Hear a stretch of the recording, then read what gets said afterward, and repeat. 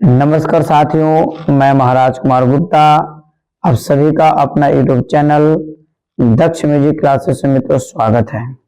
साथियों बताते चले कि अब यह निश्चित हो चुका है कि बीपीएससी टीआरई 4.0 100% आएगी, क्योंकि अब सारा नोटिफिकेशन क्लियर हो चुका है। अतः आप इस चैनल पर प्रतिदिन रात्रि 8 बजे म्यूजिक के क्लास कर सकते हैं। मित्रों ऑनलाइन कोर्स आपके समक्ष अवेलेबल है। इन दोनों में से कोई नंबर के माध्यम से मित्रों आप हमसे कांटेक्ट करके मित्रों ऑनलाइन कोर्स को आप परचेस जरूर कर लें, ताकि आपका रिजल्ट मित्रों 100% निश्चित हो जाए। मित्रों टीजीटी पीजीटी वर्ग 9 to 10th 11 to 10th के लिए मित्रों यह क्लास अति महत्वपूर्ण है।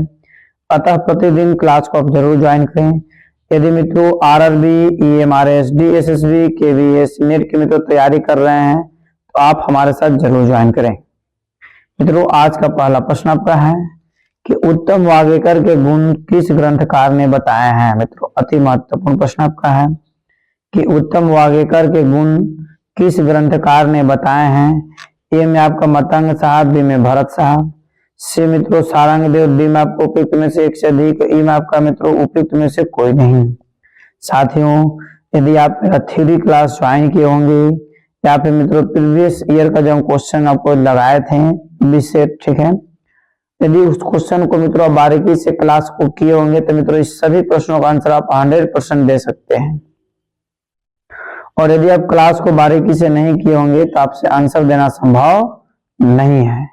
अतः उत्तम वाग्यकर के जो मित्रों गुण होते हैं जैसे इस किस ग्रंथकार ने बताए हैं, तो मित्रों सारंगदेव साहब बताए हैं। कौन बताए हैं?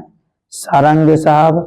ऑप्शन नंबर सी मित्रों हमारा 100% सत्य है। ऑप्शन नंबर सी क्या है? सही है नहीं। इसके बाद मित्रों ध्यान दीजिएगा कि अकबर बादशाह के दरबार में कितने महागुणी रहते थे। अकबर बादशाह के दरबार में कितने महागुणी रहते थे। ए में आपका 5 है, बी में 4 है, सी में 3 है, डी में साथियों उपयुक्त में से एक से अधिक, ई में आपका उपयुक्त में से कोई नहीं। साथियों फट से बताइए कि अकबर बादशाह के दरबार में कितने महागुणी रहते थे। मित्रों अति महत्वपूर्ण प्रश्न आपका है। मित्रों मेरे आवाज से आपको पता चल रहा होगा कि मेरा तबीयत ठीक नहीं है। अस्वस्थ होने के बावजूद भी मित्रों आपको प्रतिदिन क्लास हम रात्रि 8 बजे लेंगे, ठीक है, ताकि आपका एग्जाम में किसी भी प्रकार की त्रुटि ना हो। तो अकबर बादशाह के दरबार में कितने महागुणी रहते थे? तो मित्रों 4 महागुणी रहते थे। 4 कहने का मतलब है कि ऑप्शन नंबर बी हमारा साथियों क्या है? सही है नहीं। ऑप्शन नंबर बी हमारा सही है। इसके बाद मित्रों ध्यान दीजिएगा कि अगला प्रश्न आपका है कि मेल खाते हुए स्वरों को एक साथ बजाने को क्या कहते हैं। मेल खाते हुए स्वरों को एक साथ बजाने को क्या कहते हैं। ए में आपका कॉर्ड है, बी में अस्लर है, सी में टर्न है, डी में आपका उपयुक्त में से एक से अधिक, ई में मित्रों उपयुक्त में से कोई नहीं। साथियों बताइए कि मेल खाते हुए स्वरों को एक साथ बजाने को क्या कहते हैं। तो मित्रों 4 नंबर प्रश्न का आंसर आप जरूर बताइए। तो मित्रों इस प्रश्न का आंसर आपका हो जाएगा ऑप्शन नंबर एप्पल, मतलब कॉर्ड कहते हैं। क्या कहते हैं? कॉर्ड कहते हैं। देखिए जैसे हम प्रश्न को पढ़े वैसे आप कमेंट्स में आंसर देने के लिए टूट पड़िए। कॉर्ड के 3 स्वर एक साथ बजाए जाना क्या कहलाता है। कॉर्ड के तीनों स्वर को एक साथ बजाया जाना क्या कहलाता है। ए में आपका ट्रायड है, बी में वायड है, सी में लॉयड है, डी मित्रों उपयुक्त में से एक से अधिक और ई में आपका उपयुक्त में से कोई नहीं। साथियों बताइए कि कॉर्ड के तीनों स्वर एक साथ बजाया जाना क्या कहलाता है। तो 5 नंबर प्रश्न का आंसर मित्रों आप कमेंट्स में जरूर बताइए। तो मित्रों कॉर्ड के तीनों स्वरों को एक साथ बजाया जाना मित्रों ट्रायड कहलाता है। ट्रायड कहने का मतलब है कि ऑप्शन नंबर एप्पल हमारा क्या है? सही है नहीं। साहब मित्रों गला खराब होने के कारण, इतना ठंडा बढ़ने के कारण जैसे मित्रों आवाज में भारीपन है, इससे आपको घबराने की जरूरत नहीं है, क्योंकि गला ठीक करने के चक्कर में मित्रों काफी दिनों से क्लास बंद था। अतः कुछ गला में रेस्ट आराम मिलने के बाद मित्रों पुनः क्लास को हम चालू कर दिए। शुद्ध राग किसे कहते हैं, फट से बताइए। शुद्ध राग किसे कहते हैं? ये में आपका जिन रागों में शास्त्रों के नियम का पालन शुद्ध रूप में नहीं होता है। बी में मित्रों जिन रागों में शास्त्र के नियम का पालन अशुद्ध रूप में होता है। सी में मित्रों जिन रागों में शास्त्र के नियम का पालन शुद्ध में होता है। और डी में मित्रों उपयुक्त में से एक से अधिक, आपका उपयुक्त में से कोई नहीं। साथियों बताइए शुद्ध राग किसे कहते हैं? तो शुद्ध राग जो मित्रों बोलते हैं, इस प्रश्न का आंसर आपका हो जाएगा option number C. Option number C कहने का मतलब जिन राग में शास्त्र के नियम का पालन होता है उसे शुद्ध राग कहते हैं। ठीक है, अगला प्रश्न आपका है कि प्रत्येक ताल अथवा तालबद्ध रचना को कुछ छोटे विभाग में विभाजित करना क्या कहलाता है? फट से तो बताइए कि प्रत्येक ताल अथवा तालबद्ध रचना को कुछ छोटे छोटे विभागों में विभाजित करना क्या कहलाता है? ए में आपका आभोग है, बी में विभाग है, सी में तान है, डी में तो उपयुक्त में से एक से अधिक, में आपका उपयुक्त में से कोई नहीं। साथियों बताइए कि प्रत्येक ताल अथवा तालबद्ध रचना को कुछ छोटे छोटे विभागों में विभाजित करना क्या कहलाता है? तो मित्रों इस प्रश्न का आंसर आपका हो जाएगा, उसे तान कहते हैं। क्या कहते हैं? तान कहने का मतलब है कि ऑप्शन नंबर सी हमारा क्या है, सही है। नहीं, इस प्रकार साथियों अगले प्रश्न पर ध्यान दीजिएगा। और यदि आप इस चैनल पर भी पहली बार विजिट कर रहे हैं तो मित्रों आप हमारे चैनल को जरूर सब्सक्राइब करें और इसे अपने स्टडी ग्रुप में साथियों जरूर शेयर करें। वह छोटा स्वर समुदाय जिससे किसी राग का बोध हो वह क्या कहलाता है? ए में आपका जाति है, बी में पकड़ है, सी में यति है, डी में उपयुक्त में से एक से अधिक, ई में मित्रों उपयुक्त में से कोई नहीं। साथियों बताइए कि वह छोटा स्वर समुदाय जिससे किसी राग का बोध हो वह क्या कहलाता है? तो मित्रों 8 नंबर प्रश्न का आंसर आपका हो जाएगा। मित्रों उसे क्या कहते हैं, फट से बताइए। तुम जैसे देखिए क्वेश्चन को पढ़ते हैं, आंसर देने के लिए टूट पड़ी एकदम। तो मित्रों उसे यति कहते हैं। क्या कहते हैं? यति कहने का मतलब है कि ऑप्शन नंबर सी हमारा क्या है, सही है। नहीं, और बी नहीं सी लिखाएगा, मिसप्रिंट हो जाता है। ऐसे यहाँ पे लिख दिले है ना। आगे ध्यान दीजिएगा, जो व्यक्ति गुरु से प्राप्त शिक्षा में अपना शिक्षा तथा अभ्यास द्वारा कुछ नई बातें जोड़ता है वह क्या कहलाता है? मित्रों अति बेहद महत्वपूर्ण प्रश्न है कि जो व्यक्ति गुरु से शिक्षा प्राप्त में अपने शिक्षा अथवा अभ्यास द्वारा कुछ नई बातें जोड़ता है उसे मित्रों क्या कहते हैं? ए में आपका ऑप्शन है गायक, बी में गीत है, सी में नायक है, डी में आपका उपयुक्त में से एक से अधिक, ई में मित्रों उपयुक्त में से कोई नहीं। साथियों फटाफट कमेंट्स में आंसर दीजिए कि इस प्रश्न का आंसर क्या होगा। आपको बताते चलें कि 9 नंबर प्रश्न का आंसर हो जाएगा ऑप्शन नंबर एप्पल, गायक आंसर साथियों आपका सही है। नहीं, इसके बाद में तो ध्यान दीजिएगा ध्वनि का आधार क्या है? ताल है, वाद है, कंपन है, डी में उपयुक्त में से एक से अधिक, ई में मित्रों उपयुक्त में से कोई नहीं। साथियों फट से बताइए कि ध्वनि का आधार क्या है। मित्रों बताते चले कि 10 नंबर प्रश्न का आंसर आपका हो जाएगा ध्वनि का आधार मित्रों आपका कंपन है। क्या है? कंपन है। नहीं मित्रों एक चीज याद रखिएगा कि यदि इस चैनल पर पहली बार विजिट कर रहे हैं तो अभी भी यदि हमारे चैनल को सब्सक्राइब नहीं किए तो अभी भी आपके पास वक्त है कि चैनल को फट से सब्सक्राइब कीजिए। और मित्रों जिस तरीका से इतना ठंड पड़ने के बावजूद भी हम आपको सपोर्ट कर रहे हैं, तबीयत खराब होने के बावजूद भी मित्रों आपको सपोर्ट कर रहे हैं, तथा आपको भी एक बहुत बड़ा ऑनेस्टी मैन बनने की जरूरत है, एक ऑनेस्टी ईमानदार पर्सन बनने की जरूरत है। तो मित्रों आप इसे अपना स्टडी ग्रुप में जरूर शेयर कर दें, अधिक से अधिक आप हमें सपोर्ट करें। अगला प्रश्न आपका है पाश्चात्य संगीत किस पे आधारित है? फट से बताइए पाश्चात्य संगीत किस पर आधारित है? ए में आपका हारमोनी पर है, बी में मेलोडी पर है, सी में आपका राग पर है, डी में तो उपयुक्त में से एक से अधिक, ई में आपका उपयुक्त में से कोई नहीं। साथियों बताइए कि पाश्चात्य संगीत किस पर आधारित है?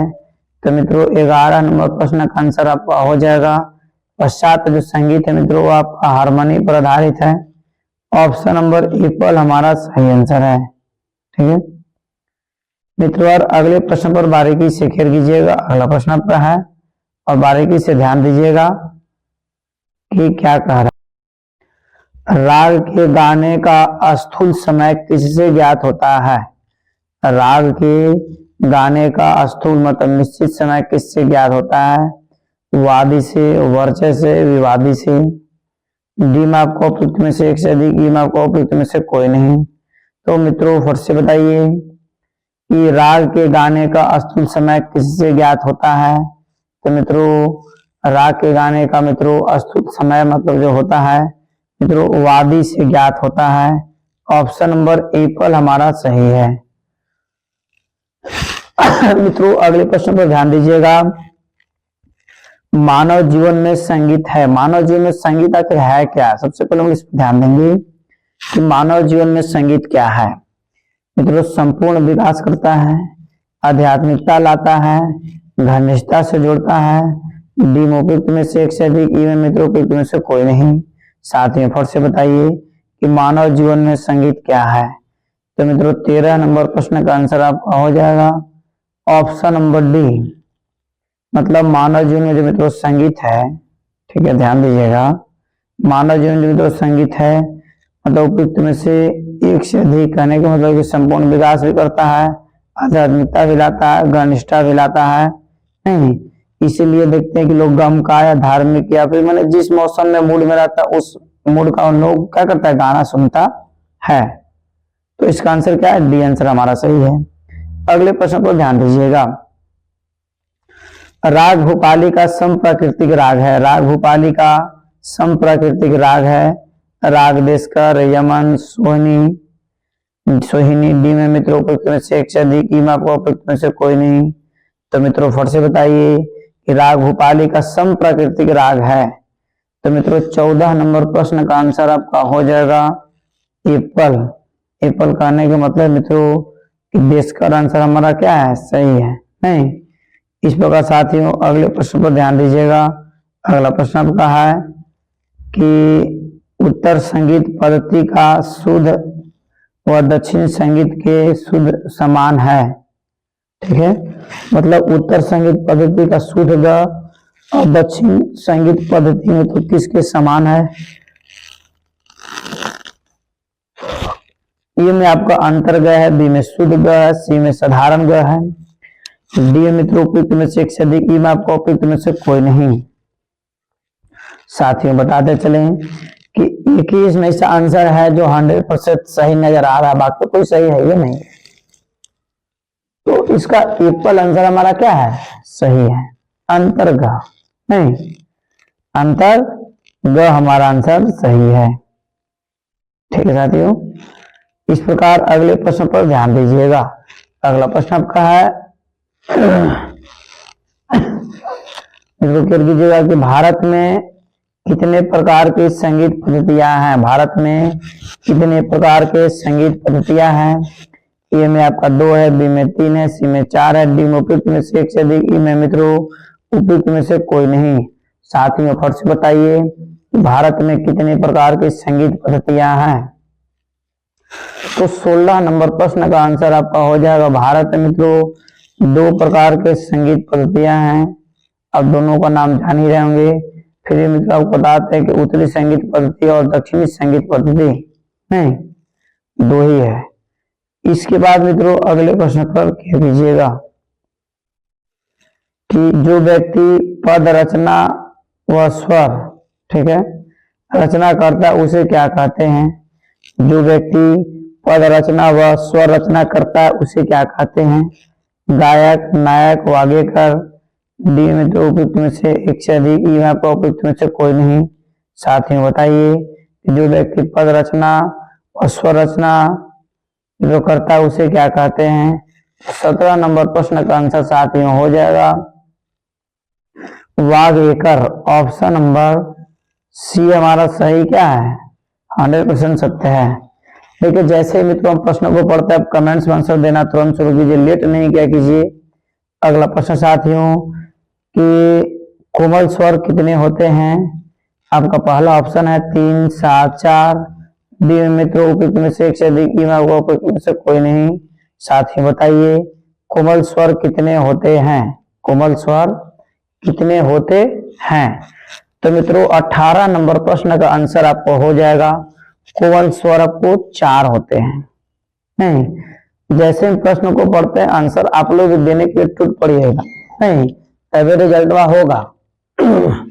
अगला प्रश्न आपका है, खेल कीजिएगा साथियों। नाट्य शास्त्र में कुल 36 अध्याय के कितने भाग हैं। नाट्य शास्त्र में कुल 36 अध्याय के कितने भाग हैं। ए में आपका 5 है, बी में 3 है, सी में 2 है, डी में मित्रों उपयुक्त में से एक से अधिक, ई में आपको उपयुक्त में से कोई नहीं। साथियों बताइए कि नाट्य शास्त्र में कुल 36 अध्याय के कितने भाग हैं। मित्रों अति प्राचीन और अति महत्वपूर्ण प्रश्न है, तो 19 नंबर प्रश्न का आंसर आपका हो जाएगा, ध्यान दीजिएगा,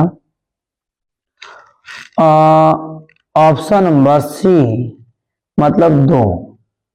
ठीक है, इस प्रकार साथियों अगले प्रश्न पर खेल दीजिएगा।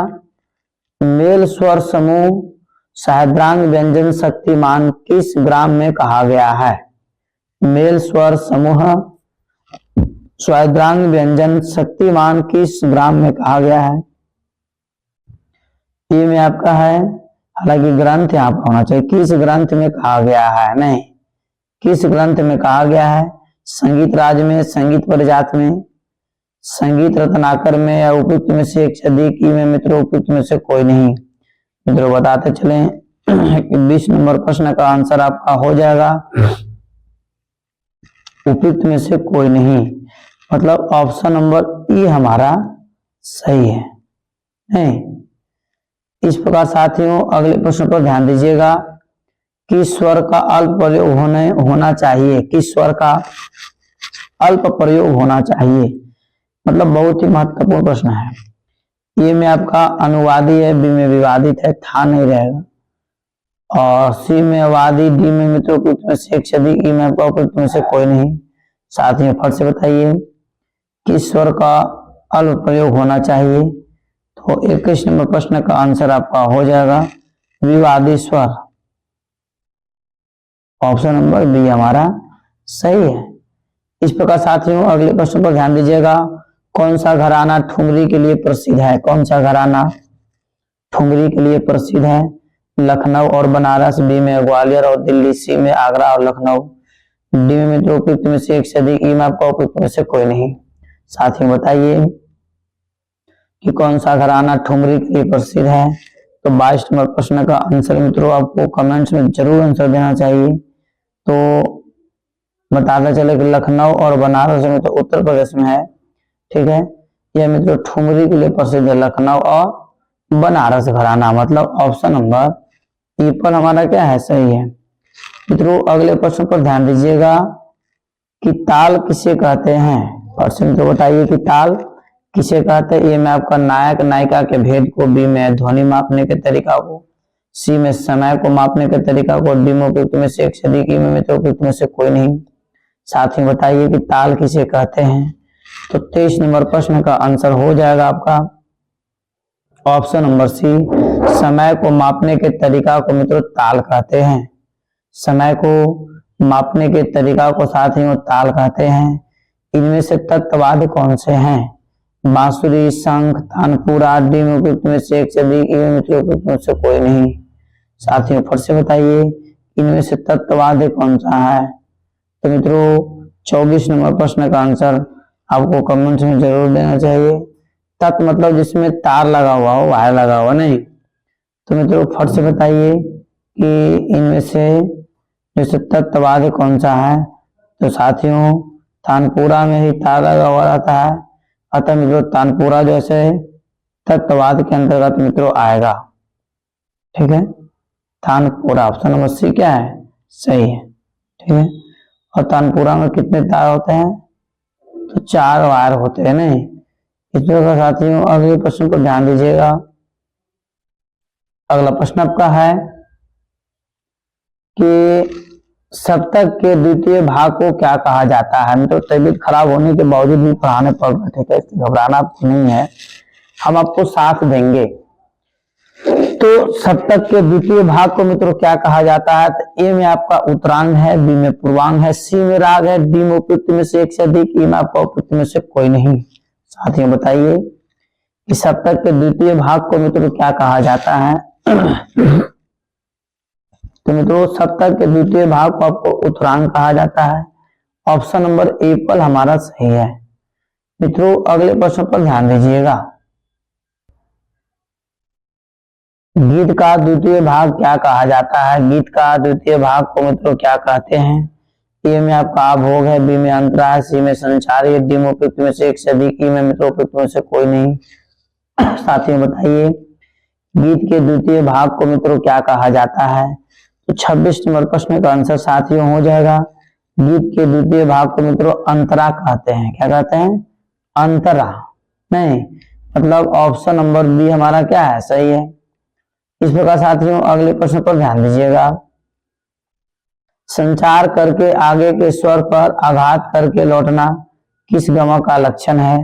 मेरे फट से बताइए कि संचार करके आगे के स्वरों पर आघात करके लौटाना मित्रों क्या कहलाता है? तो मित्रों 27 नंबर प्रश्न का आंसर आपका हो जाएगा ऑप्शन नंबर बी, मतलब मित्रों उसे आहत कहते हैं। क्या कहते हैं? आहत है। मित्रों अगला प्रश्न आपका है जो कि मित्रों अति महत्वपूर्ण है, तो ध्यान दीजिएगा। इकताल की दुगुन झपताल की दुगुन एक आवर्तन में कितने मात्राएं होगी? झपताल के दुगुन एक आवर्तन में कितनी मात्राएं होगी? ए में आपका 2 है, बी में 3 है, सी में 4 है, डी में उपयुक्त में से एक से अधिक, ई में मित्रों उपयुक्त में से कोई नहीं। साथियों बताइए झपताल के दुगुन एवं दुगुन एक आवर्तन में कितने मात्राएं होगी? तो मित्रों 28 नंबर प्रश्न का आंसर आपका हो जाएगा ऑप्शन नंबर ई, मतलब इनमें से कोई आंसर नहीं है। नहीं मित्रों अगले प्रश्न पर ध्यान दीजिएगा। अगला प्रश्न आपका है नाट्य शास्त्र में वृंद को निम्न संज्ञा दी गई है। नाट्य शास्त्र में वृंद को मित्रों कौन सी संज्ञा दी गई है? तो मित्रों ए में आपका है कुतुब, बी में आपका वृंद है, सी में आपका मित्रों आतोद है, डी में उपयुक्त में से एक से अधिक, ई में मित्रों उपयुक्त में से कोई नहीं। साथियों फट से बताइए कि नाट्य शास्त्र में वृंद को कौन सी संज्ञा दी गई है? तो मित्रों 29 नंबर प्रश्न का आंसर हो जाएगा कुतुब, मतलब ऑप्शन नंबर ए पर आंसर हमारा क्या है? सही है। साथियों अगले प्रश्न पर ध्यान दीजिएगा कि दादरा ताल में कितनी मात्राएं होती है? दादरा ताल में कितनी मात्राएं होती है? ए में आपका मित्रों ऑप्शन है 4, बी में 6, सी में 7 और डी में आपको उपयुक्त में से एक से अधिक, ई में मित्रों उपयुक्त में से कोई नहीं। साथियों फट से बताइए कि दादरा ताल में कितनी मात्राएं होती हैं? तो मित्रों बताते चले कि दादरा ताल में कुल 6 मात्रा होती है। ऑप्शन नंबर बी हमारा क्या है? सही है। ठीक है। अगला प्रश्न साथियों गीत तथा आलापों में विभिन्न छोटे छोटे भागों को क्या कहते हैं? गीत तथा आलापों में विभिन्न छोटे छोटे भागों को मित्रों क्या कहते हैं? ए में विदारी है, सी में अल्पत्व है, सी में मित्रों बहुत्व है, डी में आपका उपयुक्त में से एक से अधिक, ई में मित्रों उपयुक्त में से कोई नहीं। साथियों फट से बताइए गीत अथवा आलापों में विभिन्न छोटे छोटे भागों को मित्रों क्या कहते हैं? तो 31 नंबर प्रश्न का आंसर आपका हो जाएगा मित्रों उसे बहुत तो कहते हैं ऑप्शन नंबर मित्रों सी, सॉरी गलती लिखा गया, ऑप्शन नंबर सी हमारा क्या है? सही है, सी नंबर। ठीक है, ऑप्शन नंबर सी क्या है? सही। तो मित्रों अगले प्रश्न पर बारीकी से केयर कीजिएगा और क्लास को अंतिम समय तक साथ में जरूर ज्वाइन करें ताकि आपका नोटिफिकेशन का मित्रों डिपली थोड़ा करके बता देंगे। अतः आज पहला प्रश्न मित्रों ध्यान दीजिएगा। क्वेश्चन नंबर 32 निम्नलिखित कितने सिद्धांतों के आधार पर, ठीक है, आधार पर रागों का जनजातीय, ठीक है, समय निश्चित किया गया? ठीक है मित्रों, फट से बताइए कि निम्नलिखित में कितने सिद्धांतों के आधार पर रागों का समय निश्चित किया गया। ए में आपका 6 है, बी में 4 है और सी में 4। वो गलती बोला जा रहा है मित्रों। तो मित्रों फट से बताइए कि निम्नलिखित में कितने सिद्धांतों के आधार पर रागों का समय निश्चित किया गया है। तो मित्रों 32 नंबर प्रश्न का आंसर आपका हो जाएगा 4, मतलब ऑप्शन नंबर बी हमारा साथियों क्या है, सही है। साथियों अगले प्रश्न पर ध्यान दीजिएगा। अगला प्रश्न आपका है कि भारतीय वाद्यों का तीसरा प्रकार कौन सा है। भारतीय वाद्यों का तीसरा प्रकार कौन सा है। ए में आपका सुशीलवाद है, बी में तत्ववाद है, सी में अवनद है, डी में उपयुक्त में से एक से अधिक, ई में मित्रों उपयुक्त में से कोई नहीं। साथियों बताइए भारतीय वाद्यों का तीसरा प्रकार कौन सा है। तो 33 नंबर प्रश्न का आंसर आपका हो जाएगा भारतीय वाद का तीसरा वाद कौन होता है, अवनद वाद। नहीं एकदम पढ़ाई किए थ्योरिया में, थ्योरी आप बारीकी से देखा कीजिए, बार बार बता रहे हैं। यदि थ्योरी का पैकेज आपके पास नहीं गया मित्रों तो थ्योरी के क्लास अभी भी एक दिन गैपिंग करके चलाएंगे हम। अतः एक दिन एमसीक्यू चलेगा, एक दिन गैपिंग चलेगा। अब प्रतिदिन क्लास को सिर्फ ज्वाइन करना आपका जिम्मेवारी है, बाकी तो पढ़ाना मेरा काम ही है। वादी के बाद राग का कौन सा स्वर मुख्य होता है। वादी के बाद राग का कौन सा स्वर मुख्य होता है। ए में आपका वादी है, बी में समवादी है, सी में अनुवादी है, डी में तो उपयुक्त में से एक से अधिक, ई में आपका उपयुक्त में से कोई नहीं। तो फट से बताइए वादी के बाद राग का कौन सा स्वर, ठीक है, कौन सा स्वर तो मुख्य होता है। तो इस प्रश्न का आंसर साथियों हो जाएगा, ध्यान दीजिएगा। 34 नंबर प्रश्न का आंसर आपका है वादी, नहीं वादी नहीं, समवादी होगा, ऑप्शन नंबर बी, ठीक है, समवादी। साथियों अगला प्रश्न आपका है कि इनमें से लय के प्रकार का नाम बताइए। इनमें से लय के प्रकार का नाम बताइए। में विलंबित है, बी में मध्य है, सी में द्रुत है, डी में तो उपयुक्त में से एक से अधिक, ई में आपका उपयुक्त में से कोई नहीं। मुझे तो फट से बताइए कि इनमें से लय के प्रकार का नाम बताएं। तो 35 नंबर प्रश्न का आंसर साथियों हो जाएगा इनमें से लय का कोई भी दो प्रकार है, ये नहीं है, नहीं है भाई, सही सही, सभी के सभी आंसर सही है, यही तो हम देखना चाहते हैं। विलंबित भी लय है, मध्य लय भी है, द्रुत लय भी है, अर्थात उपयुक्त में से सभी आंसर सही है। ऑप्शन नंबर बी, डी क्या है, सही आंसर आपका, ठीक है मित्रों। अगले प्रश्न पर ध्यान दीजिएगा। अगला प्रश्न आपका है ख्याल के साथ किस ताल का प्रयोग होता है। फट से मुझे बताइए कि ख्याल के साथ किस ताल का प्रयोग होता है। तो ए में आपका ऑप्शन है भैरव, बी में बिहार, सी में तिलवाड़ा, डी में उपयुक्त में से एक से अधिक और ई में मित्रों उपयुक्त में से कोई नहीं। मित्रों फट से बताइए कि ख्याल के साथ किस ताल का प्रयोग होता है। तो 36 नंबर प्रश्न का आंसर हो जाएगा ख्याल के साथ मित्रों किस ताल का प्रयोग होता है। मित्रों बताते चले कि बहुत ही महत्वपूर्ण प्रश्न का है। तो ख्याल के साथ जो मित्रों प्रयोग होता है किस ताल का, तो तिलवाड़ा ताल का। ऑप्शन नंबर सी क्या है, सही है, ठीक है। इस प्रकार मित्रों अगले प्रश्न पर हम लोग बारीकी से ध्यान देंगे। वादों का अंतिम प्रकार क्या है। वाद 4 प्रकार के होते हैं, तो सबसे अंतिम में कौन सा मित्रों वाद्य को रखा गया है। ए में आपका सुशीलवाद, बी में घनवाद, सी में मित्रों अवनदवाद, डी में उपयुक्त में से एक से अधिक, ई में आपको उपयुक्त में से कोई नहीं। साथियों बताइए कि वाद्य का अंतिम, ठीक है, वाद्य का अंतिम रूप या स्वरूप मित्रों कौन सा है। मित्रों सभी के सभी प्राचीन है, पहले सभी इसमें जो काम हो चुका था, उपयुक्त में से सभी आंसर सही हो जाएगा, ठीक है। उपयुक्त में से सभी कहने का मतलब है कि ऑप्शन नंबर डी हमारा क्या है, सही है। नहीं, इसके बाद मित्रों ध्यान दीजिएगा कि गीत शब्द में सम उपसर्ग लगाकर बनाया गया है या प्रत्यय, ये आपके लिए, ठीक है, कि गीत शब्द में सम उपसर्ग साथ ही जो लगाया गया है किसके लिए, ठीक है, लगाकर क्या बना, तो ईत, रीत, संगीत। डी में आपका है उपयुक्त में से एक से अधिक, ई में मित्रों उपयुक्त में से कोई नहीं। साथ ही बताइए कि 38 नंबर प्रश्न का आंसर क्या होगा। मित्रों बताते चले कि 38 नंबर प्रश्न का आंसर आपका हो जाएगा ऑप्शन नंबर 38 का आंसर है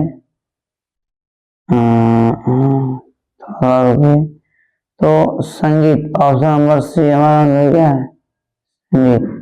ठीक है मित्रों, लगातार आप हमारे साथ बने रहें। तबीयत खराब हो जाने की वजह से मित्रों थोड़ा सा सुस्त है, दिन में सही जगह दवा दारू चल रहा है नहीं। तो मित्रों 38 नंबर प्रश्न का आंसर क्या हुआ, इस शब्द में सम उपसर्ग लगाकर बनाए गए शब्दों को क्या बोलते हैं। तो मित्रों बताते चले, इस प्रश्न का आंसर हो जाएगा आपको संगीत। ठीक है, नहीं सॉरी,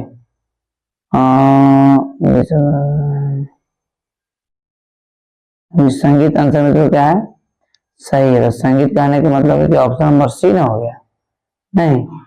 अगला प्रश्न चाहते हैं, ध्यान दीजिएगा। हाँ, श्रुति और स्वर की तुलना में निम्नलिखित कितने सिद्धांत निश्चित हुए हैं। मित्रों फट से बताइए कि श्रुति और स्वर की तुलना में निम्नलिखित में से कितने स्वर निर्धारित हुए हैं। ए में आपका 3 है, बी में 4 है, सी में 5 है, डी में 2 है। मित्रों फट से बताइए कि श्रुति और स्वर की तुलना में निम्नलिखित में से कितने सिद्धांत निश्चित हैं। मित्रों 39 नंबर प्रश्न का आंसर हो जाएगा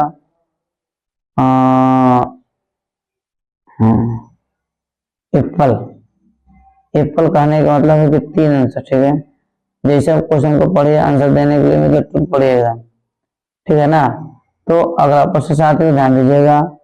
और मैं तो बताते चले कि क्लास अंत ही होने वाला है।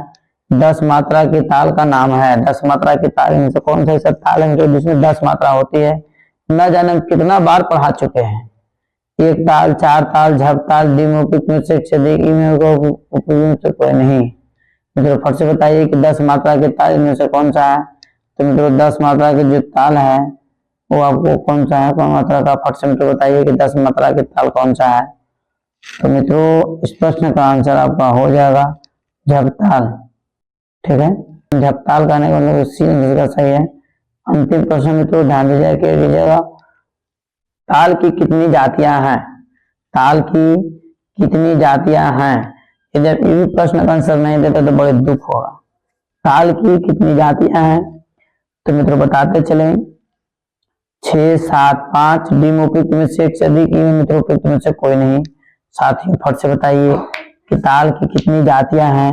तो मित्रों ताल की कुल 5 जातियां हैं। ऑप्शन नंबर सी हमारा सही आंसर है। मित्रों और एक महत्वपूर्ण सूचना, आज का क्लास यहीं पर समाप्त किया जा रहा है नहीं। और मित्रों आप हमारे चैनल पर पहली बार विजिट कर रहे हैं साथ ही तो आप हमारे चैनल को जरूर सब्सक्राइब करें। स्टेट बीपीएससी, ठीक है, डीएसएसबी, नेट के बीएसई तैयारी कर रहे हैं तो यह चैनल आपके एग्जाम्स के लिए अति हेल्पफुल है। अतः आप जैसे क्लास को ज्वाइन करें। तक मित्रों स्वस्थ रहिए, मस्त रहिए। एक बार प्रेम से बोलिए भारत माता की।